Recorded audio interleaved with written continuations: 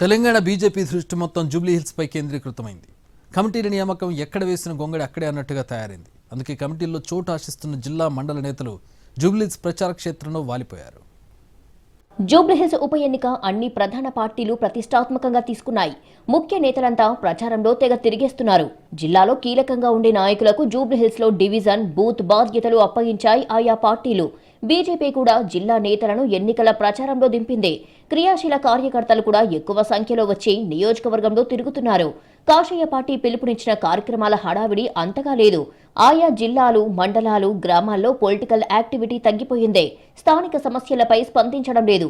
ఎవరైనా ఏదైనా పని మీద ఫోన్ చేస్తే ఈ ఎన్నికల్లో ఉన్నా ఇది అయిపోయాక మాట్లాడదాంలే అని సమాధానం ఇస్తున్నారట నేతలు. దీనికి తోడు పార్టీలో కొన్ని కమిటీల నియామకం కూడా పూర్తి కాకపోవడంతో క్షేత్రస్థాయిలో స్తబ్దత నెలకొంది. బీజేపీకి సంబంధించి ఒక రాష్ట్ర పదాధికారులను, మోర్చాల రాష్ట్ర అధ్యక్షులను మాత్రమే నియమించారు. మిగతా కమిటీలు వేయాల్సి ఉంది. రాష్ట్ర అధికార ప్రతినిధులను నియమించాల్సి ఉంది. మోర్చాల రాష్ట్ర కమిటీలను కూడా వెయ్యాలి.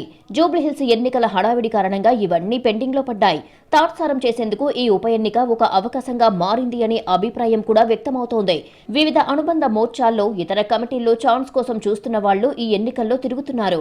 కమిటీలు ఎప్పుడు వేస్తారోనని చర్చించుకుంటున్నారు. ప్రచారంలో కనిపించకపోతే ప్లేస్ ఉండదేమోనన్న టెన్షన్తో గల్లీ గల్లీ తిరిగేస్తున్నారు.